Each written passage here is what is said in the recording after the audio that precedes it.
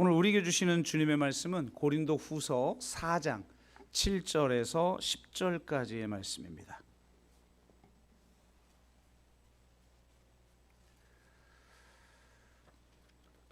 네, 고린도 후서 4장 7절에서 10절까지의 말씀입니다.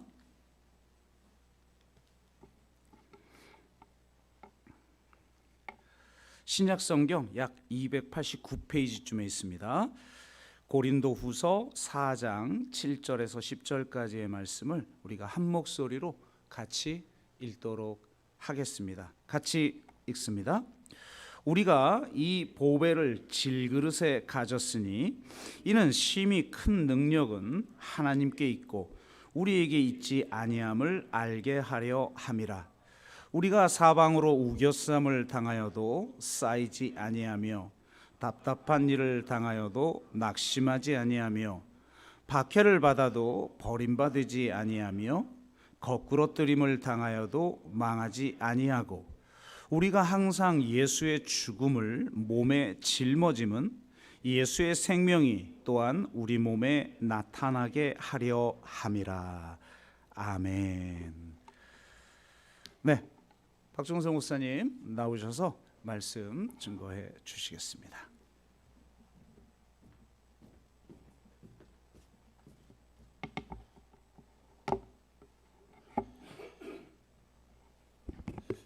네, 반갑습니다. 저 이렇게 설교할 때마다 이렇게 대표기도 해주신 분이 제 이름을 이렇게 거론해 주실 때마다 항상 좀 떨려요. 거의 이제 잘못 이야기를 하시거든요. 그래서 보통 제일 많이 나오는 게 박종술, 박종철 이제 많은데 저희 교회에서는 아직 그렇게 틀리지 않고 잘 말해주셔서 감사합니다. 오늘은 고린도후서를 통해서 예수의 죽음을 몸에 짊어진다는 것이라는 제목으로 저도 주의 말씀을 전하도록 하겠습니다. 그 돌발 퀴즈 하나 좀 내볼 텐데요. 여기서 부산까지 제일 빨리 가는 방법이 뭘까요? 굳이 답 안 해도 됩니다. 예. 뭐 비행기라고 많이 생각하는데 제일 빨리 가는 것은 좋아하는 사람하고 가는 거예요.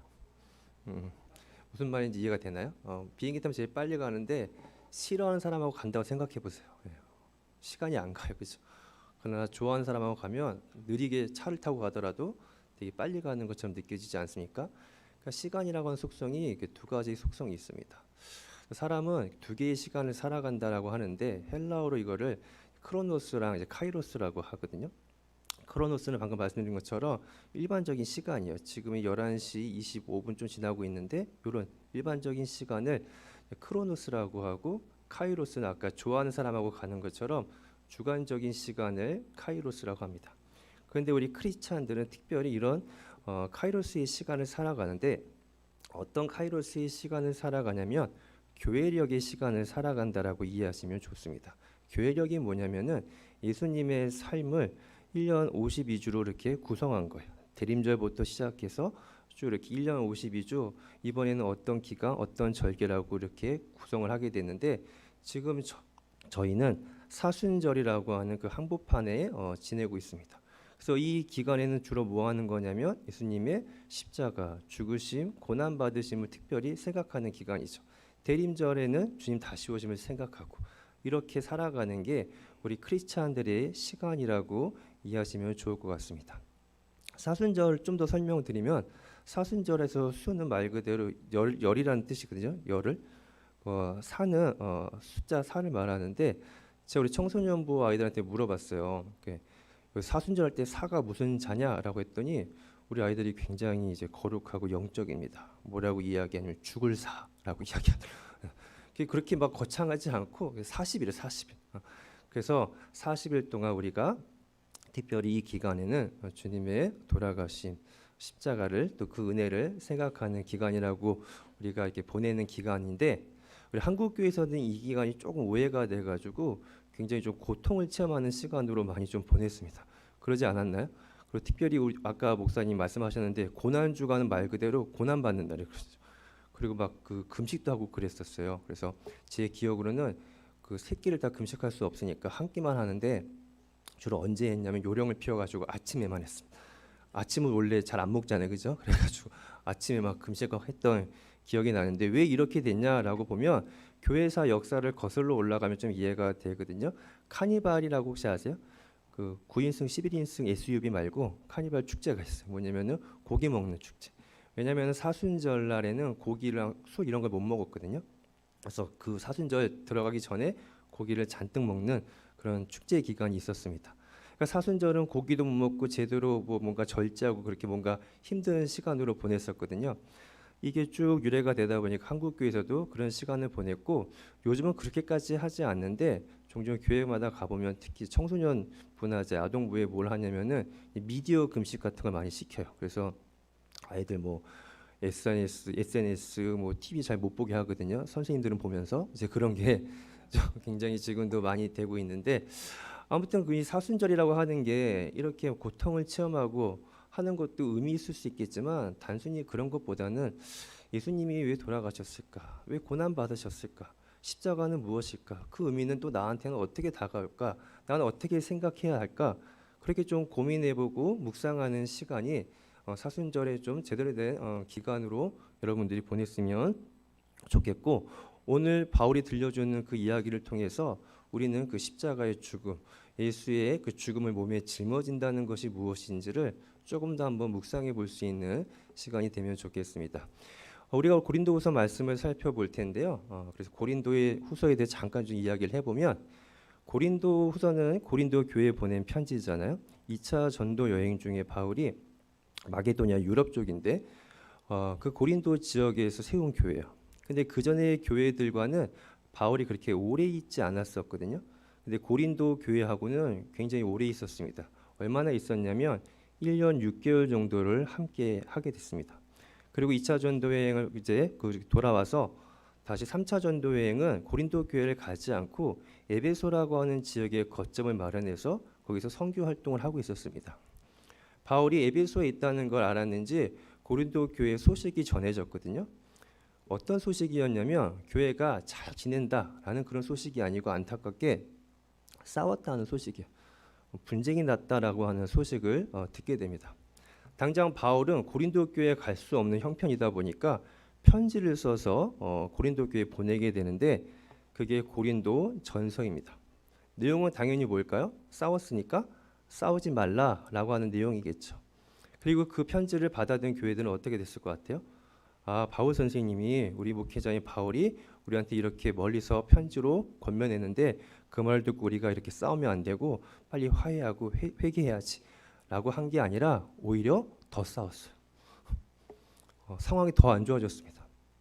그래서 급기야 바울이 갈 생각이 없었는데 내가 가야 되나 싶어가지고 직접 가게 됩니다.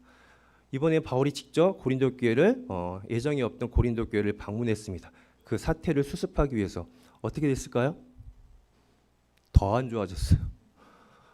그리고 이제 바울은 돌아오면서 결심하게 됩니다. 그러면서 편지를 하나 쓰게 돼요. 그 편지의 내용은 뭐냐면은 우리가 하는 말로 이제는 고린도 교회를 손절하겠다는, 더 이상 같이 하지 않겠다, 이제 끝내자라고 하는 편지를 쓰게 됩니다. 우리한테는 전해져 있지 않는데 고린도 전서랑 고린도 후서 사이에 또 하나의 편지가 있거든요. 그게 방금 제가 말씀드린 편지고 일명 눈물의 편지라고 하거든요.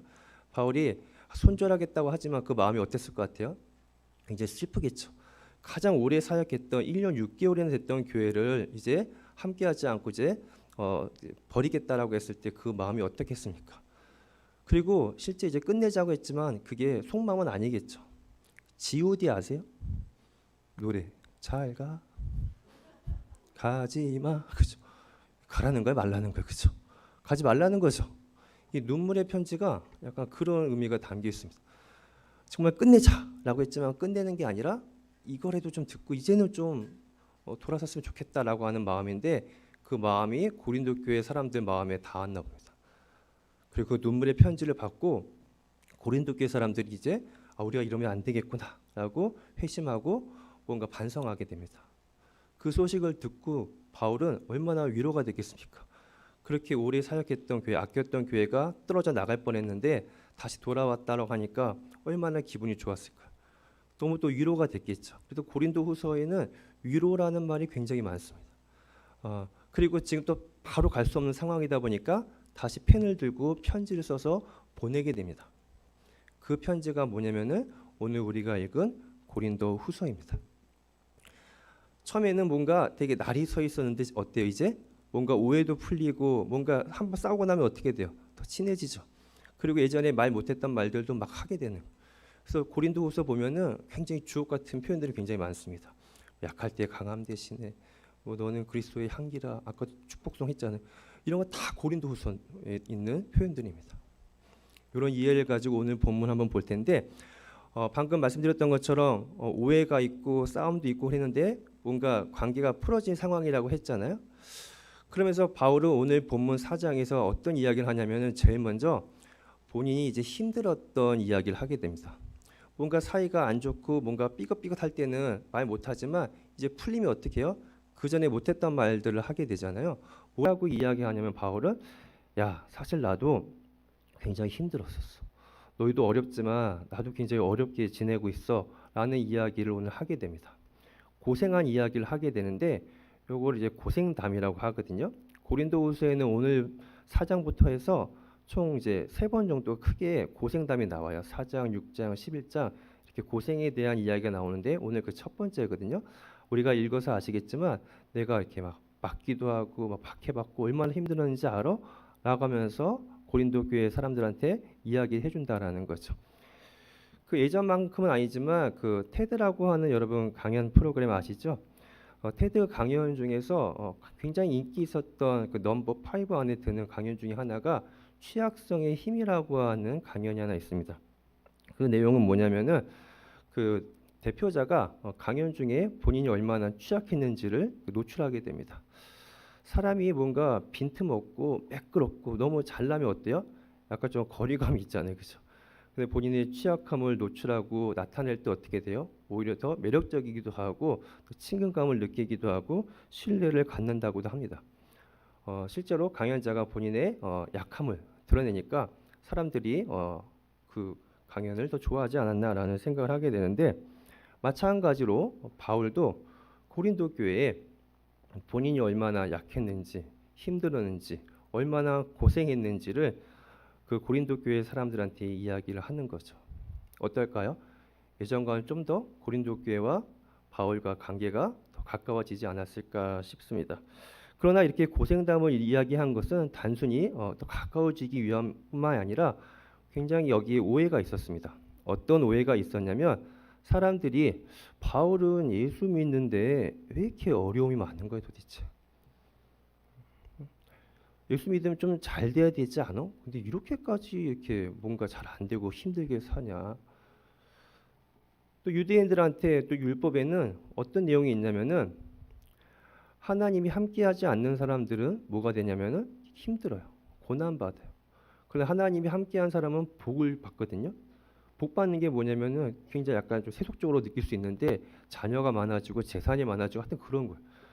근데 그렇지 않은 사람들은 뭔가 아프거나 뭐 그러면은 뭔가 하나님이 복을 내리지 않는 것처럼 율법에 그렇게 되어 있는 거예요.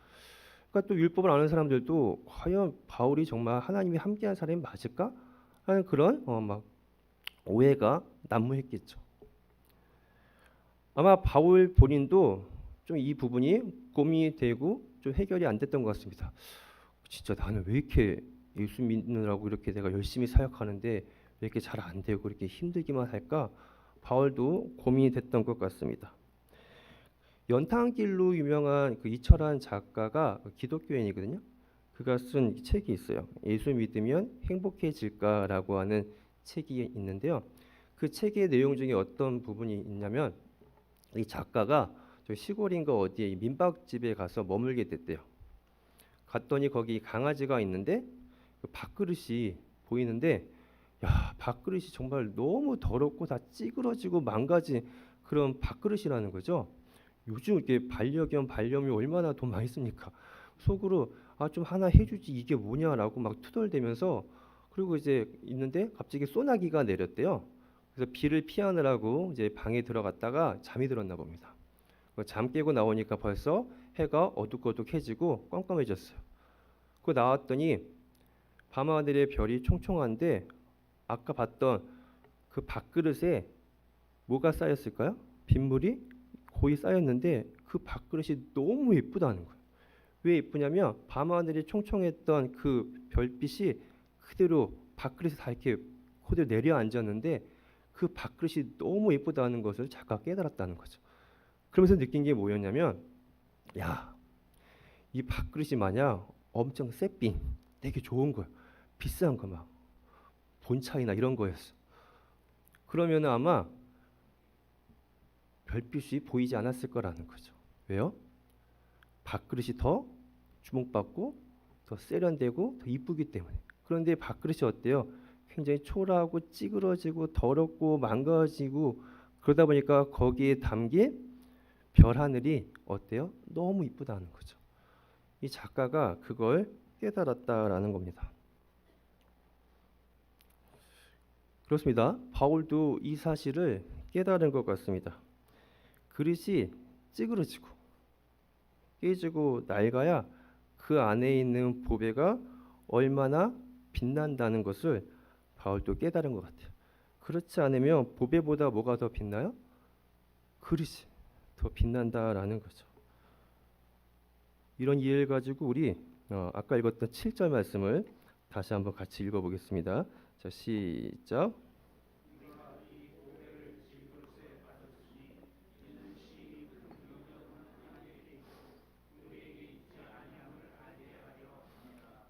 네, 바울은 예수 믿고 내가 왜 이렇게 행복하지 않을까? 우리도 같은 질문하고 하잖아요.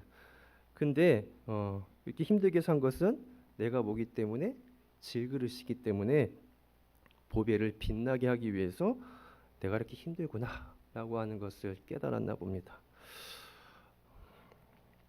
보통 우리는 그러지 않죠. 그래도 우리가 더 이제 빛나길 바라지 않습니까?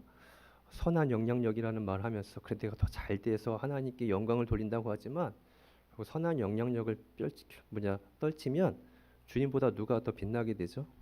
내가 빛나게 되는 경우가 좀 더 많습니다. 이제 바울은 자신이 왜 고난받는지 그 이유를 알았습니다. 그리고 자신이 이렇게 왜 고생할 수밖에 없었는지 이제 생각이 달라졌습니다. 그리고 삶을 바라보는 자세도 달라졌죠. 물론 삶은 똑같습니다. 여전히 힘들고 어려운 게 그대로 있어요. 그러나 삶을 바라보는 시야, 시선, 본인의 상태가 달라진 거죠. 좀 식상한 말일 수도 있는데 상황은 똑같은데 뭐가 달라졌다고 돼? 상태가 달라진 거죠.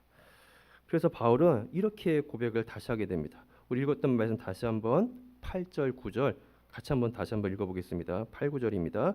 시작.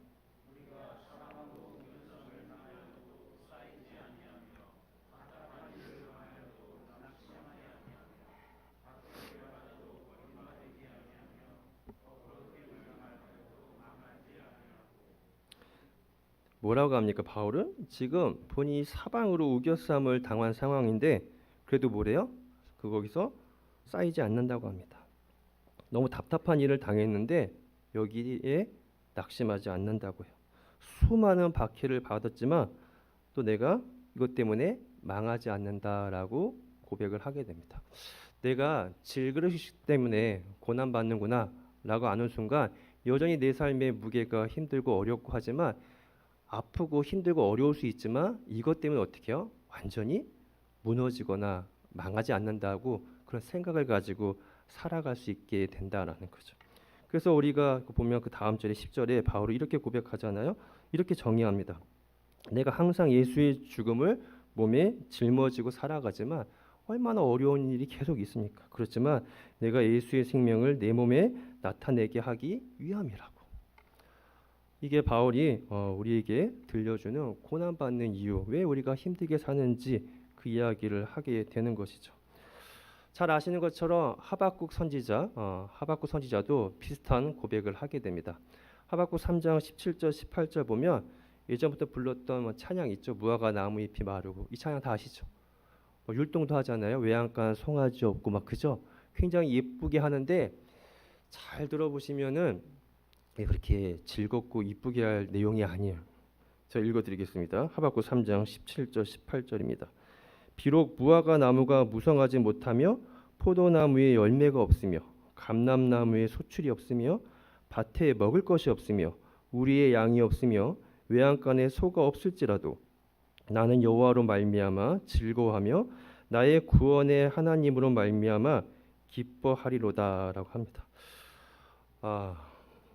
그 무화과 나무 이렇게 농사를 지었으면 거기 뭐가 맺혀야 돼요? 열매가 맺혀야 되는데 없대요. 이거 어떻게 된 거예요? 농사 망한 거잖아요. 우리의 또 외양간에 양하고 뭐가 있어야 돼요? 소가 있어야 되는데 없대요. 뭐 한 거예요? 완전 망한 거잖아요. 근데 우리 외양간 송아지 없어하고 이렇게 율동한다는 거죠. 망한 상황인데 다 끝난 상황인 것 같은데 하박국 선지자도 어떻게 해요? 바울과 똑같이 이런 하나님에 대한 인식이 바뀌었나 봅니다. 뭐라고 하는? 그래도 난 여호와로 말미암아 즐거워하며 나의 구원의 하나님으로 말미암아 기뻐하리로다.